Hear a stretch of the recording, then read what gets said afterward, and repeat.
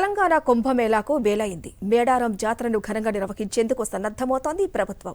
భక్తులకు ఎలాంటి ఇబ్బందులు తలెత్తకుండా అన్ని ఏర్పాట్లు చేస్తోంది సర్కార్. ఈసారి జాతరకు పలు మార్పులు చేర్పులు చేయడంతో పాటు వచ్చే భక్తులకు పలు ఆఫర్స్ ప్రకటించింది. కొత్తగా ఏర్పాటైన కాంగ్రెస్ ప్రభుత్వం ములుగు జిల్లా మేడారంలో ఆసియాలోని అతిపెద్ద ద్వైవార్షిక గిరిజన జాతర సమ్మక్క సారాలమ్మ జాతరను ఘనంగా నిర్వహించేందుకు ఏర్పాట్లు పూర్తి చేస్తోంది.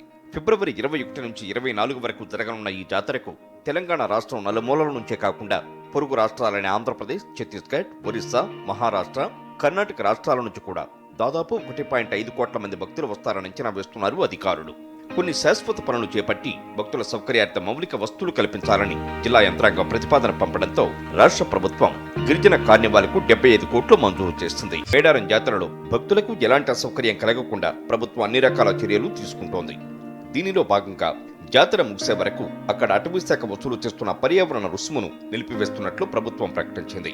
అటవీ, పర్యావరణ, దేవాదాయ శాఖ మంత్రి కొండా సురేఖ సూచన మేరకు ఈ నిర్ణయం తీసుకున్నారు. ఫిబ్రవరి 2 నుంచి 29 వరకు పర్యావరణ రుసుము వసూలు నిలిపివేస్తున్నట్లు అటవీ శాఖ తెలిపింది.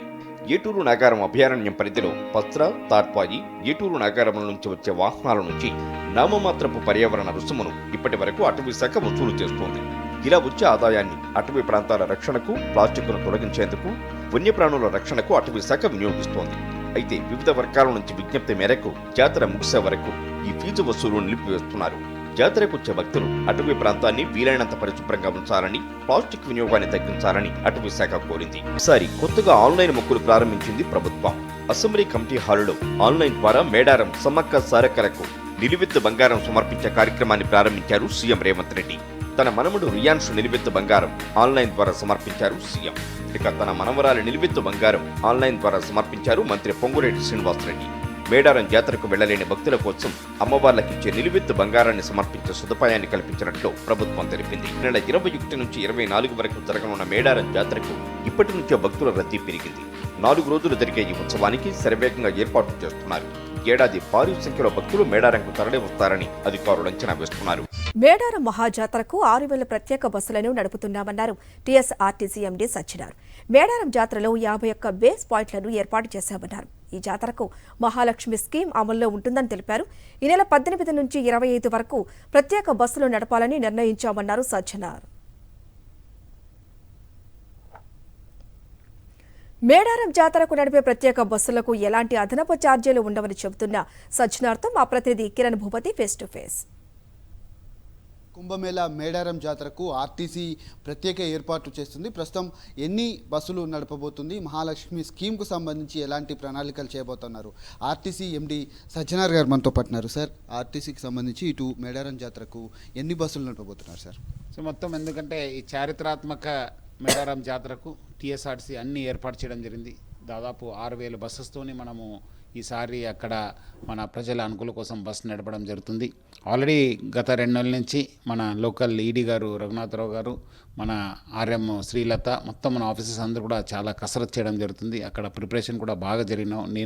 నేను మన మంత్రి గారు పొన్నం ప్రభాకర్ గారు, అక్కడ లోకల్ మినిస్టరు సీతక్క గారు అందరు కలిసి అక్కడ విజిట్ చేయడం జరిగింది. చాలా సంతృప్తి అనిపించింది. ఎందుకంటే ఈసారి మేడారము విశేషంగా ఉంది. ఎందుకంటే ఇది మహాలక్ష్మి స్కీమ్ తర్వాత వచ్చే ఫస్ట్ మేడారము. సో అందుకు చాలా మహిళలు వస్తారని చెప్పి మనం అంచనా చేయడం జరుగుతుంది. ఉమ్మడి 4 జిల్లా నుంచి అంటే నార్త్ తెలంగాణలో ఉన్న ఖమ్మం కావచ్చు, మన వరంగల్, కరీంనగర్, ఆదిలాబాద్ నుంచి ఎక్కువ ప్రజలు వచ్చే జాతర ఇది. సో ఎప్పుడు కూడా అట్లానే ఉంటుంది. అందుకు మనము 51 పాయింట్ నుంచి అక్కడ బస్ నడపడం జరుగుతుంది. ముఖ్యంగా బయట రాష్ట్రం నుంచి కూడా ఛత్తీస్గఢ్, మహారాష్ట్ర, ఆంధ్రప్రదేశ్ నుంచి కూడా కొంతమంది వస్తారని చెప్పి వస్తుంటారు. సో వాళ్ళ కోసం కాజీపేటలో కూడా ఒక టెంపరీ బస్ స్టాండ్ ఏర్పాటు చేసి అక్కడి నుంచి కూడా బస్ నడపడం జరుగుతుంది. సో మొత్తము వరంగల్ నుంచి 3 చోట్ల నుంచి బస్సు నడపడం జరుగుతుంది. హైదరాబాద్ నుంచి కూడా బస్సు నడపడం జరుగుతుంది. సో అన్ని ఏర్పాటు కూడా చేయడం జరుగుతుంది.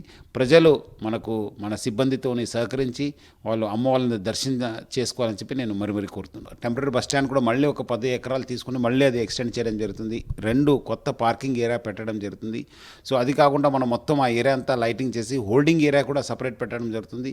మనము అక్కడ లోకల్ అధికారులు జిల్లా కలెక్టర్తోని, జిల్లా ఎస్పీ గారితో కూడా మనం కోఆర్డినేట్ చేయడం జరుగుతుంది. సో ఈ స్కీమ్ నడుస్తుంది.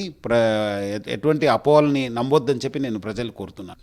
హైదరాబాద్ నుంచి వెళ్ళేటువంటి ప్రయాణికులకు ఎట్లాంటి ఏర్పాట్లు చేశారు సార్? హైదరాబాద్ నుంచి ఏమైనా స్పెషల్గా బస్సులు ఏమైనా అందుబాటులో ఉంటాయా? మన ఎంజీ బస్ నుంచి కూడా బస్ పెట్టడం జరుగుతుంది. ముఖ్యంగా మన ఉప్పల్ క్రాస్ రోడ్ నుంచి కూడా అక్కడ కూడా బస్ నడపాలని చెప్పి మన యాజమాన్యం డిసైడ్ చేసింది. ఈ బస్సులు ఎప్పటి నుంచి అందుబాటులో ఉంటాయి సార్? ఎప్పటి వరకు నడిచేటువంటి అవకాశం ఉంటుంది మేడారం జాతర తర్వాత వరకు కూడా? 18th నుంచి 25 దాకా మనం స్పెషల్ సర్వీస్ నడపడం జరుగుతుంది. ఇప్పుడు కూడా మనము రోజు కూడా, ఎందుకంటే సాటర్డే సండే మండే ఎక్కువ పబ్లిక్ వస్తున్నారు, దాని దృష్టిలో పెట్టి కూడా మనం బస్ కంటిన్యూస్ నడపడం జరుగుతుంది. జాతర అయిన తర్వాత కూడా మనం స్పెషల్ సర్వీస్ నడుస్తూనే ఉంటాం. ఇది వారు చెప్తున్నటువంటి పరిస్థితి కనబడుతుంది. ముఖ్యంగా మేడారం జాతరకు 6,000 ప్రత్యేక బస్సులు నడపబోతున్నట్టుగా ఇప్పటికే ఆర్టీసీ యాజమాన్యం ప్రకటించింది. మొత్తంగా ఆర్టీసీకి సంబంధించినటువంటి ఏర్పాటులో భాగంగా అటు వరంగల్ నుంచి కావచ్చు, ఖమ్మం నుంచి కావచ్చు, ఆదిలాబాద్, కరీంనగర్ నుంచి ప్రయాణికులు ఎక్కువ సంఖ్యలో వెళ్ళేటువంటి అవకాశం ఉన్న నేపథ్యంలో అక్కడి నుంచి కూడా బేస్ పాయింట్లను కూడా ఏర్పాటు చేసి అక్కడ దాదాపు మేడారం జాతరలో దాదాపు 51 బేస్ పాయింట్లను కూడా ఏర్పాటు చేసినట్టుగా ఆర్టీసీ ఎండీ సజ్జనార్ చెప్తున్నారు. కెమెరామెన్ చందుతో కిరణ్, సాక్షి టీవీ, హైదరాబాద్.